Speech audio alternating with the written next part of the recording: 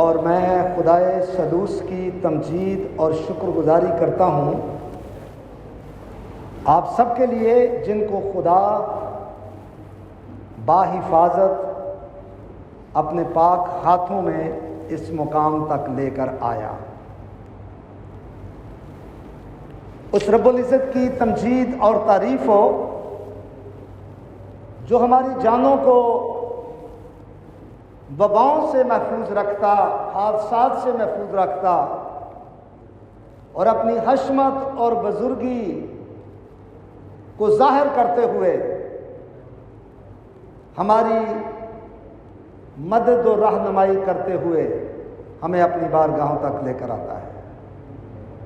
اور میں اس بات کے لیے بھی خدا کی شکر گزاری کرتا ہوں کہ آپ وہ ہیں جو خدا کے ساتھ کمٹمنٹ کرتے ہیں اور کہتے ہیں اور آتے ہیں۔ خدا آپ کو ایسا ہی رکھے کہ آپ جو قول خداوند سے کریں اسے پورا کریں اور اس کی بارگاہوں میں آنے میں کبھی بھی سستی اور کاہلی سے کام نہ لیں۔ آج اس بات کی بھی شکر گزاری ہے کہ ہم نے 7 ہفتے قبل دعائے ربانی پر ٹیچنگ میسیجز کا آغاز کیا اور ایک ایک حصے پر غور کرتے کرتے ہم 6 پیغام اب تک سن چکے اور آج دعائے ربانی پر 7واں اور آخری پیغام ہے۔ اور خدا نے اس قیمتی اثاثے کے بارے میں ہمیں بہت کچھ سکھایا اور ہم نے سیکھا۔ بائبل مقدس کے طالب علم ہونے کے ناطے سے ہم نے خداوند کے قدموں میں بیٹھ کر اس کی تمجید تعریف کرتے ہوئے ان میسیجز کو اپنے دلوں میں محفوظ کیا۔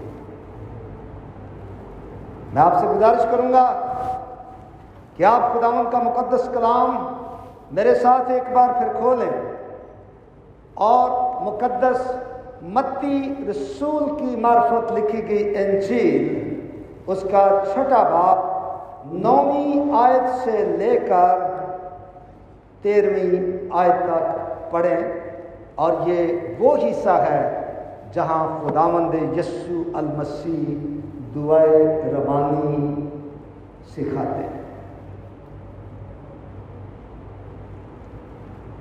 شاگردوں نے درخواست کی، اے خداوند جس طرح یوحنا نے ہمیں دعا کرنا سکھایا تو بھی ہمیں دعا کرنا سکھا۔ اور پھر خداوند یسوع مسیح نے ان کو دعا کرنا سکھایا اور کہا کہ جب تم دعا کرو تو کہو، اے ہمارے باپ تو جو آسمان پر ہے، تیرا نام پاک مانا جائے، تیری بادشاہی آئے، تیری مرضی جیسی آسمان پر پوری ہوتی ہے زمین پر بھی ہو۔ ہماری روز کی روٹی آج ہمیں دے، اور جس طرح ہم نے اپنے قرضداروں کو معاف کیا ہے تو بھی ہمارے قرض ہمیں معاف کر، اور ہمیں آزمائش میں نہ لا بلکہ برائی سے بچا۔ اور آخری حصہ، آخری نقطہ جس پر ہم آج غور کرنے کو جا رہے ہیں، کیونکہ بادشاہی اور قدرت اور جلال ہمیشہ تیرے ہی ہیں۔ اور آگے ہے آمین۔ یہاں پر دعائے ربانی کا اختتام ہوتا ہے اور آج ہمارا آخری پیغام اور آخری نقطہ ہے، کیونکہ بادشاہی اور قدرت اور جلال ہمیشہ تیرے ہی۔ یہ اس دعا کے اختتامی الفاظ ہیں اور دعائے ربانی کا خلاصہ بھی ہے، بلکہ کسی نے درست کہا ہے کہ دعائے ربانی پہاڑی واز کا خلاصہ ہے۔ بس لازم ہے کہ مسیحی اس دعا کو خدا کے حضور متواتر پیش کرتے رہیں تاکہ وہ اس کی بادشاہی کی شریعت کے فرما بردار رہیں۔ لیکن جب تک اس کی الہی حکومت مکمل طور پر قائم نہیں ہو جاتی، وہ اس دعائے ربانی کو دہراتے اور یاد کرتے رہے۔ ان الفاظ میں ہم اپنے عقیدے کا اعلانیہ اظہار کرتے ہیں کہ اس دنیا کی تمام بادشاہیاں ہمارے آسمانی باپ کی جائز ملکیت ہیں۔ یہ حصہ ہمیں کیا کچھ سکھاتا ہے، آج ہم اس پر غور و خوض کرنے کی کوشش کریں گے۔ ہر انسان کو 3 سوالوں کا ہمیشہ سامنا رہتا ہے کہ وہ کیا تھا، کیا ہے اور کیا ہوگا۔ بیگ ایماندار، ہمارے سامنے بھی یہ 3 سوال ہیں کہ ہم کیا تھے، کیا ہیں اور کیا ہوں گے۔ اے پیارو، اس بات کو فراموش نہ کریں کہ اس آخری حصے میں ہمیں ہماری حیثیت کا پتہ چلے کہ ہم کیا ہیں۔ ہم کیا تھے؟ پولس رسول کرنتھس کی کلیسیا کے نام خط لکھتے وقت پہلے باب میں کہتا ہے، اے بھائیو، اپنے بلائے جانے پر نگاہ کرو۔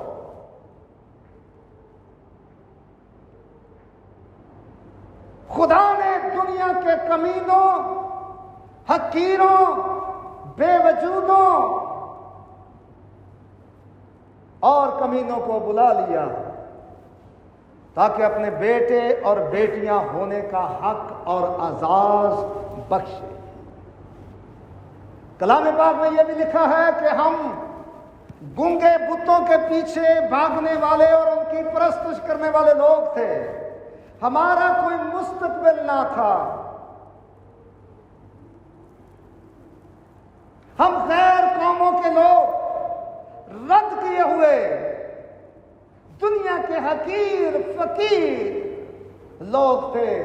خدا نے ہم پر رحم کیا، خدا نے اپنے رحم کی دولت سے ہمیں نوازا اور اپنے پیارے بیٹے خداوند یسوع مسیح کی عظیم قربانی کے وسیلے سے اور اس کے قیمتی خون کے ساتھ ہمیں خرید کر اپنے خاندان کے لوگ بنا لیا اور یہ اعزاز و استحقاق بخشا کہ ہم اسے باپ اور ابا کہہ کر پکاریں، جو بادشاہوں کا بادشاہ اور خداوندوں کا خدا ہے۔ ہم کیا تھے، ہماری حیثیت کیا تھی، اس کو ہم نے جانا۔ اور دوسرا سوال ہے کہ ہم کیا ہیں۔ اے پیارو، آؤ خداوند کے مقدس کلام کو کھولو۔ پطرس رسول کا خط، پہلا خط، اس کا دوسرا باب، دوسرے باب کی 9ویں آیت کو شروع کر کے تھوڑا سا آگے چلے جائیں، ہمیں ہماری موجودہ حیثیت کا پتہ چل جاتا ہے۔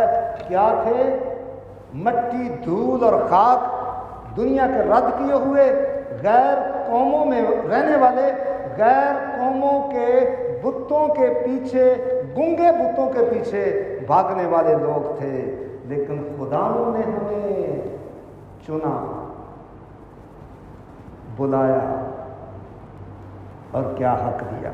آئیے 9ویں آیت۔ لیکن تم ایک برگزیدہ نسل آئے ہیں. برگزیدہ مطلب ہے چنے ہوئے لوگ، چنی ہوئی قوم، چنی ہوئی قوم. تم برگزیدہ نسل، شاہی کہنوں کا فرقہ، مقدس قوم اور ایسی امت ہو جو خدا کی خاص ملکیت ہے، یسوع کے لہو سے خریدے ہوئے قیمتی لوگ، تاکہ اس کی خوبیاں ظاہر کرو جس نے تمہیں تاریکی سے اپنی عجیب روشنی میں بلایا. پہلے تم کوئی امت نہ تھے، مگر اب خدا کی امت ہو. تم پر رحمت نہ ہوئی تھی، مگر اب تم پر رحمت ہوئی ہے. یہ ہماری حیثیت جو خدا نے ہمیں دی، اپنے فضل سے دی، ہمارے نیک کاموں سے نہیں، ہماری کسی لیاقت سے نہیں، ہماری کسی خوبی سے نہیں. برگزیدہ نسل، شاہی کہنوں کا فرقہ اور مقدس قوم. اب جو ہماری موجودہ حالت ہے اور ہم کیا ہوں گے. آخری نقطہ متی کی انجیل 13واں باب اس کی 43ویں آیت میں یہ اعزاز پڑھ لیں کہ ہم ابھی کیا ہوں گے. اس وقت جب بادشاہ آئے گا، اس وقت راس باز اپنے باپ کی بادشاہی میں آفتاب کی مانند چمکیں گے. یہ ہمارا حق ہے جو آخر میں ہمیں ملے گا، جو اعزاز خداوند ہمیں دے گا. آفتاب صداقت یسوع المسیح، جس کی کرنوں سے قوموں کو شفا ہوگی، وہ آفتاب صداقت ہمیں بھی آفتاب کی مانند روشن کرے گا اور ایک بادشاہی عطا کرے گا جو نہ ختم ہونے والی بادشاہی ہے. اس وقت راس باز اپنے باپ کی بادشاہی میں آفتاب کی مانند روشن ہوں گے، کیونکہ بادشاہی، قدرت اور جلال تیرے ہیں. اب میں اس نقطے کو اور وضاحت کے ساتھ آپ کو سمجھانا چاہتا ہوں کہ آئے میرے پیارے بیٹے اور بیٹیوں، یاد رکھو ہم بہت چھوٹے ہیں، خدا بہت بڑا ہے. ہم جب بھی اس کی حضوری میں آئیں عاجز اور انکسار بن کر آئیں، اپنے آپ کو سرنڈر کریں، گھٹنوں کے بل ہو جائیں اور اس اعزاز و استحقاق کے لیے شکر کریں کہ وہ جو بادشاہوں کا بادشاہ ہے وہ ہمارا باپ ہے اور یہ حق اس نے یسوع مسیح کی عظیم قربانی سے ہمیں عطا کیا ہے. ہم کیا تھے، کیا ہیں اور کیا ہوں گے، اس بات کو ہم آگے لے کر چلتے ہیں اور اب دعائے ربانی کے ان نکات کو سمجھنے کی کوشش کرتے ہیں. پہلی بات، بادشاہی تیری ہے. وہ بادشاہوں کا بادشاہ ہے. دنیا کے بڑے بڑے بادشاہوں نے بھی اس بات کا اقرار کیا.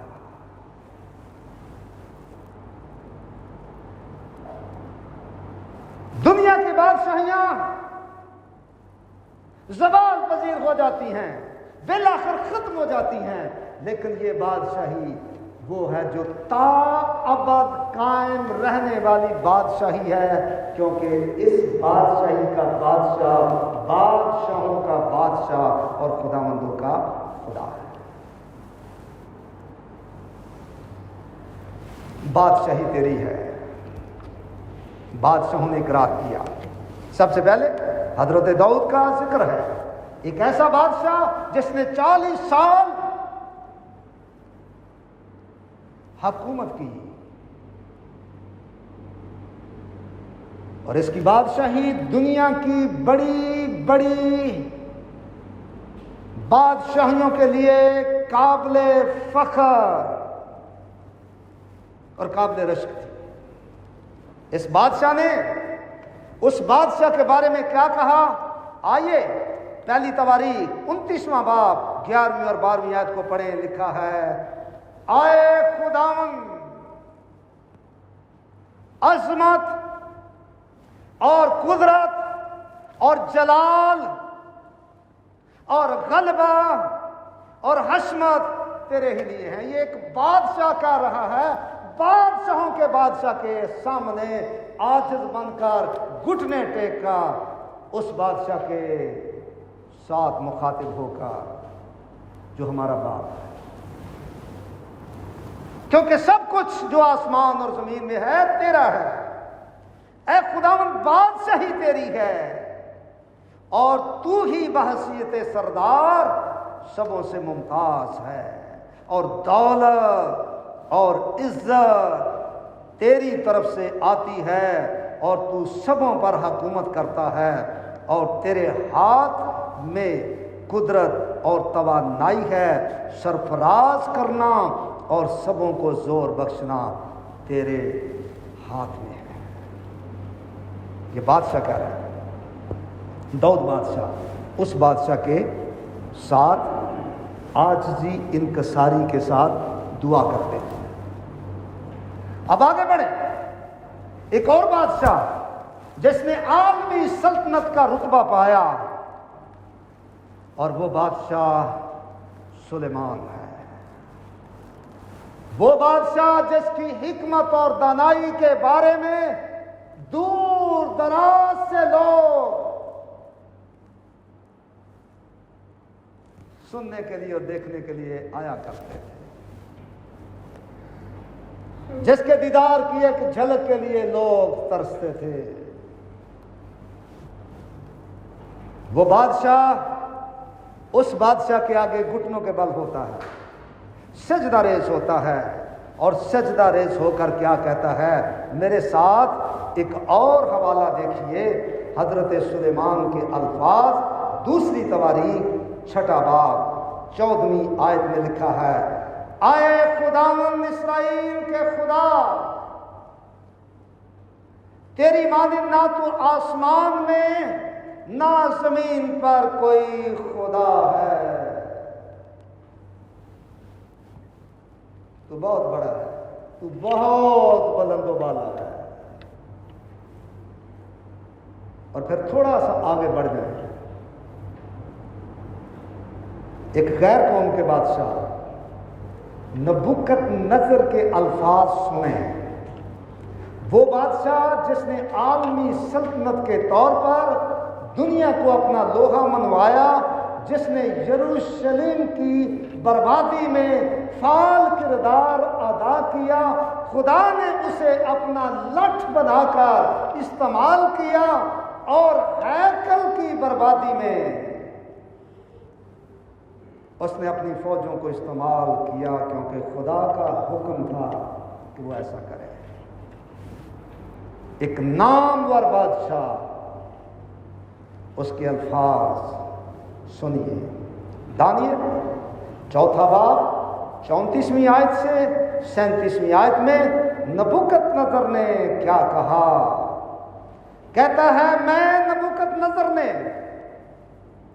حق تعالی کا شکر کیا، اور اس حی القیوم یعنی حل مشکلات خدا کی حمد و ثنا کی، جس کی سلطنت ابدی سلطنت ہے، جس کی مملکت پشت در پشت ہے۔ اب میں نبوکت نظر آسمان کے بادشاہ کی ستائش اور تکریم و تعظیم کرتا ہوں، کیونکہ وہ اپنے سب کاموں میں راست اور اپنی سب راہوں میں عادل ہے، اور جو مغروری میں چلتے ہیں ان کو ذلیل کر سکتا ہے۔ یہ بادشاہوں کے الفاظ ہیں، اس بادشاہ کے لیے جس سے ہم دعا کرتے ہیں اور کہتے ہیں کیونکہ بادشاہی، قدرت اور جلال تیرے ہیں۔ ایک اور دلچسپ حوالہ مہربانی سے میرے ساتھ جلدی سے نکال لیجئے۔ یہ حال ہی میں مجھے بڑا خوبصورت حوالہ ملا نہمیہ کی کتاب سے، نہمیہ حاکم، جسے ارتخشستہ بادشاہ نے تیسری ہیکل کے بنانے کے لیے وسائل اور ذرائع مہیا کر کے حکم دیا ہے وہ بنائے۔ وہ کیا کہتا ہے؟ یہ حاکم 9واں باب نہمیہ کی کتاب کا اس کی 5ویں آیت کا نظر کریں، لکھا ہے کیونکہ خداوند ہمارا خدا ازل سے ابد تک مبارک ہے، تیرا جلالی نام مبارک ہو، جو سب حمد و تعریف سے بالا ہے۔ تو ہی اکیلا خداوند ہے، تو نے آسمان اور آسمانوں کے آسمان کو اور اس کے سارے لشکر اور زمین کو اور جو کچھ اس پر ہے، سمندروں کو اور جو کچھ ان میں ہے بنایا۔ تو ان سبوں کا پروردگار ہے اور آسمان کا لشکر تجھے سجدہ کرتا ہے۔ تو بہت بڑا خدا ہے، تو بادشاہ ہے، قدرت تیرے لیے ہے، جلال تیرے لیے ہے، حشمت تیرے لیے ہے، بادشاہی تیری ہے۔ دوسرا نقطہ ہم نے دیکھ لیا، ایسا بادشاہ جس کے حضور عالمی سلطنت کا درجہ رکھنے والے بادشاہ سجدہ ریز ہو کر، گھٹنوں کے بل ہو کر، سجدہ ریز ہو کر، اپنے آپ کو سرنڈر کر کے اس کی شان اقدس میں خوبصورت الفاظ ادا کرتے ہیں۔ دوسری بات ہے قدرت اور جلال بھی تیرے ہیں، تمام قدرت اسی کی ہے اور تمام جلال کا حقدار بھی وہی ہے۔ دعائے ربانی کے آخر میں ہم خدا کے سامنے دلی طور پر یہ اقرار کرتے ہیں کہ تمام عزت، تمام تعریف صرف اسی کے لیے ہے اور کوئی ہماری پرستش کا حقدار نہیں، پھر وہی قدرت اور جلال اس کے لیے ہیں۔ بخوشی اعلان کرتے ہیں کہ وہ بادشاہوں کا بادشاہ اور خداوندوں کا خدا ہے۔ ایک بار پھر اسرائیل کے ہر دل عزیز بادشاہ کے الفاظ سنیے۔ وہ کہتا ہے پہلی تواریخ 29واں باب 11ویں سے 13ویں آیت تک، آئے خداوند، عظمت اور قدرت اور جلال اور غلبہ اور حشمت صرف اور صرف تیرے لیے ہے، کیونکہ سب کچھ آسمان، جو آسمان اور زمین میں ہے، تیرا ہے۔ اے خداوند، بادشاہی تیری ہے اور تو ہی باحثیت سردار سبوں پر ممتاز۔ کتنے خوبصورت الفاظ ہیں، کاش کہ ہماری دعاؤں میں ایسے الفاظ آئیں کہ ہم اپنے بادشاہ کو ایسی عزت دیں جس طرح کے وہ لائق ہے، جو بادشاہوں نے سجدہ ریز ہو کر اسے دی۔ اور سلیمان بادشاہ کے الفاظ پھر میں آپ کو سناتا چلا جاؤں۔ دوسری تواریخ اس کا 6واں باب 13ویں اور 14ویں آیت کو پڑھیں، لکھا ہے، آئے خداوند اسرائیل کے خدا۔ یہ وہ الفاظ ہیں جب ہیکل کی تقدیس کا وقت آیا، مخصوصیت کا وقت آیا، سلیمان ہزاروں ہزار قربانیاں اس بادشاہ کے حضور گزران کا سجدہ ریز ہو گیا. اس نے اپنا سر اس کے پاؤں کی چوکی پر رکھ دیا اور کہا کہ آسمان تیرا تخت اور زمین تیرے پاؤں کی چوکی ہے. میں تیرے پاؤں کی چوکی پر سجدہ ریز ہو کر یہ کہتا ہوں، ہے خداوند اسرائیل کے خدا، تیری مانت نہ تو آسمان میں نہ زمین پر کوئی خدا ہے. تو اپنے ان بندوں کے لیے جو تیرے حضور اپنے سارے دل سے چلتے ہیں، عہد اور رحمت کو نگاہ میں رکھتا ہے. ہمارے پیارے خداوند یسوع مسیح نے ایسا خوبصورت اختتام کیا اس دعا کا، کیونکہ بادشاہی، قدرت اور جلال تیرے. ہماری سیمنری، گجرانوالہ تھولوجیکل سیمنری کے پروفیسر اور پرنسپل مرحوم اقبال نثار صاحب کہا کرتے تھے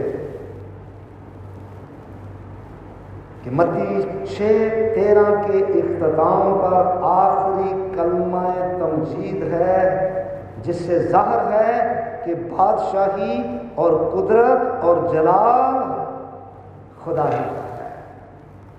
اور مکاشفہ کی کتاب کی مقدسوں کی بھیڑ مکاشفہ 7واں باب اور 12ویں آیت میں یہی کلمات دہرا کر اس بادشاہ رب العزت کو عزت دیتے ہوئے کہتی ہے، آمین، حمد اور تمجید اور حکمت اور شکر اور عزت اور قدرت اور طاقت عبدالآباد ہمارے خدا کی ہو. اور یہ بھی یاد رکھیں کہ یہ ان سب کا کلمہ تمجید ہے جو برے کے لہو سے دھل چکے ہیں، جنہوں نے اپنے گناہوں سے توبہ کر کے نئی پیدائش کا تجربہ حاصل کر کے برے کے خون سے دھلے ہوئے جامے پہنے ہیں. وہ یہ کلمات ادا کرتے ہیں، ہم تمجید، قدرت، بادشاہی اور جلال صرف اور صرف ہمارے خدا کا ہے، جو یسوع مسیح کے وسیلے سے ہمارا آسمانی باپ ہے. آخری الفاظ، آمین. مہربانی میں آخر پر ہمارے پیارے خداوند یسوع مسیح نے کہا آمین. اے پیارو، یہ ٹیچنگ میسج ہے اور آپ سے میری گزارش ہے، جو اس ریکارڈنگ کو بھی سنیں گے ان سے بھی، کہ آمین کے مفہوم کو سمجھیں اور اس کا غلط استعمال از راہ کرم نہ کریں. 2 لفظ ہیں جن کا کوئی ترجمہ نہیں بائبل مقدس کے، 2 لفظ، ہیلیلویا اور آمین. لیکن میں یہ بات وضاحت کے ساتھ بیان کرنا چاہتا ہوں کہ جتنی تذلیل ان 2 الفاظ کی ہوتی ہے، شاید ہی کسی اور لفظ کی ہوتی ہوگی. اتنے مقدس لفظ. آئیے پہلے تو اس کے معنی جانیں. آمین کا لفظی معنی کیا ہے؟ اردو زبان میں اس کے 3 معنی ہیں. پہلی تواریخ، پہلی سلاطین، پہلا باب 36ویں آیت کے مطابق 3 معنی ہیں. پہلا مطلب ہے ایسا ہی ہے. دوسرا مطلب ہے ایسا ہی ہو. اور تیسرا مطلب ہے یہ سچ ہے. نوٹ کر لیں، لفظ آمین کے معنی میں پھر بتاتا چلا جاؤں. خدا کا بڑا شکر ہے کہ ہمارے پاس بہت خوبصورت وقت ہے کہ ہم اس پیغام کو دھیان سے سن سکتے ہیں اور اس کی باتوں کو اپنے دل میں محفوظ کر سکتے ہیں. ایسا ہی ہے، ایسا ہی ہو، یہ سچ ہے. اور بائبل مقدس کا یہ بیش قیمت لفظ بائبل مقدس میں 35 بار 35 ٹائم استعمال ہوا ہے. اور میں نے جب یہ کہا کہ اس لفظ کی تذلیل سے بچیں، ایسے نام نہاد پاسبان مبشر، پوری بائبل مقدس میں 35 بار لفظ استعمال ہوا اور کسی کے چھوٹے سے واعظ میں آپ 50 بار یہ لفظ سن لیں اور 7 لوگوں کو شامل کر دیں. کوئی غلط بات بھی کر رہے ہیں تو کہیں گے آمین، بولیں آمین. لوگوں کو کہیں گے بولیں آمین. آگے بھی آمین، پیچھے بھی آمین. آمین کا مقدس لفظ خدا کے ناموں کی صفات میں آتا ہے. گریز کیا کریں. جہاں لفظ آمین آتا ہے، آنا چاہیے، وہاں یہ لفظ استعمال کریں. چند ایک حوالہ جات نوٹ کر لیں، کہاں کہاں یہ لفظ استعمال ہوا، کیسے ہوا، کیسے ہونا چاہیے. یہ بھی ایک نمونہ ہے. دعائے ربانی ہمارے لیے ایک نمونہ ہے. اختتامی حصے میں ہم پہنچ چکے ہیں. آئیے، پہلا تواریخ 16واں باب اس کی 35ویں آیت میں لکھا ہے، خداوند اسرائیل کا خدا ازل سے ابد تک مبارک ہو. اور سب لوگ بول اٹھے آمین. یہ سچ ہے، ایسا ہی ہے، ایسا ہی ہو، یہ سچ ہے. نہمیہ 8واں باب 6 آیت. اور عزرا فقی نے خدا عظیم کو مبارک کہا اور سب لوگوں نے اپنے ہاتھ اٹھا کر جواب دیا آمین آمین.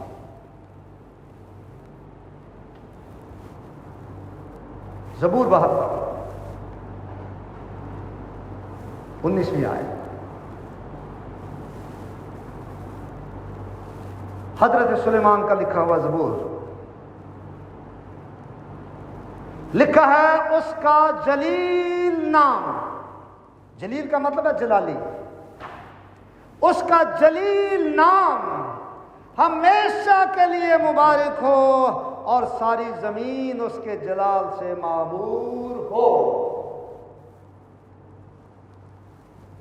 آمین ثم آمین. کہو جب ہم زبور گاتے ہیں 72، کہو آمین.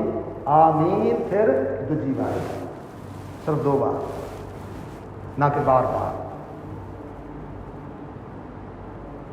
اگر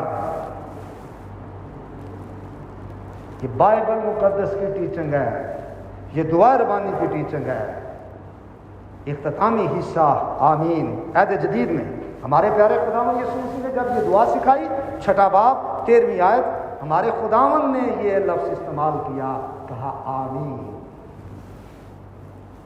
پہلا کرنتھیوں 14واں باب 16ویں آیت لکھا ہے، ورنہ اگر تو روحی سے حمد کرے گا تو ناواقف آدمی تیری شکر گزاری پر آمین کس طرح کہے گا. جب دعائے روحانی کے علاوہ دعا ہوتی ہے، غور سے لفظوں کو سنا کریں اور سننے کے بعد پھر کہیں آمین. پہلا کرنتھیوں 16واں باب 25ویں آیت، पलूस कहते हैं मेरी मोहब्बत यीशु मसीह में तुम सबके साथ रहे, आमीन।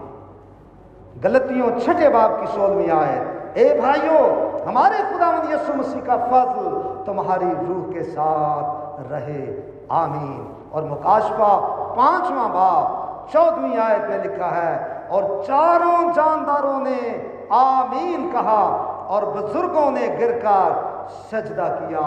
और फिर एक बरकत का नहायत खूबसूरत कलमा जिसका जिक्र अबरानियों के खत के अंदर आता है 13वें बाब की 20वीं और 21वीं आयत में, खुदा इत्मीनान का चश्मा जो भेड़ों के बड़े चरवाहे यानी हमारे खुदावंद यीशु को अबदी अहद के खून के बायस मुर्दों में से जिंदा करके उठा लाया, तुमको हर एक नेक बात में कामिल करे ताकि तुम उसकी मर्जी पूरी करो, और जो कुछ उसके नज़दीक पसंदीदा है यीशु मसीह के वसीले से हम में पैदा करे, जिसकी तमजीद अब्दुल आबाद होती रहे, आमीन। अक्सर मैं ये बरकत का कलमा आखिर पे देता हूँ, और इस बाइबल मुकद्दस का इख्तिताम आमीन के लफ्ज़ से हुआ है। पढ़िए, पैगाम को ख़त्म कर देते हैं। मुकाशफा की किताब आखिरी किताब आखिरी आयत 22वां बाब 20वीं और 21वीं आयत, मैं जल्द आने वाला हूँ, आमीन। ऐ खुदावन यस्सु आ,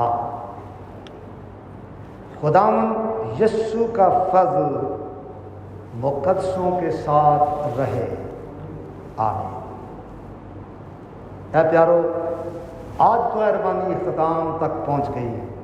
यह आखिरी पैगाम आपके गोशो गुजार कर दिया। याद रखें,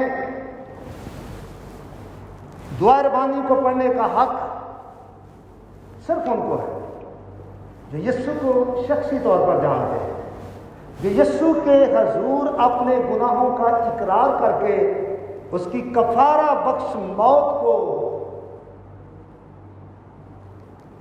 जान चुके हैं और उसके कीमती लहू से अपने जामे धो चुके हैं। खुदा ने उनको बेटे और बेटियों का दर्जा और हक दिया है। उनको हक है कि वो खुदाए कदूस के आगे हाथ उठाकर कहें, ऐ हमारे बाप तू जो आसमान पर है, तेरा नाम पाक माना जाए, तेरी बादशाही आए, तेरी मर्जी जैसी आसमान पर पूरी होती है जमीन पर भी हो। हमारी रोज की रोटी आज हमें दे, और जिस तरह हम अपने कसूरवारों को माफ करते हैं, तू हमारे कसूर हमें माफ कर, हमें आजमाइश में ना ला बल्कि बुराई से बचा, क्योंकि मिलकर कहिए, क्योंकि बादशाही, कुदरत और जलाल तेरे। आप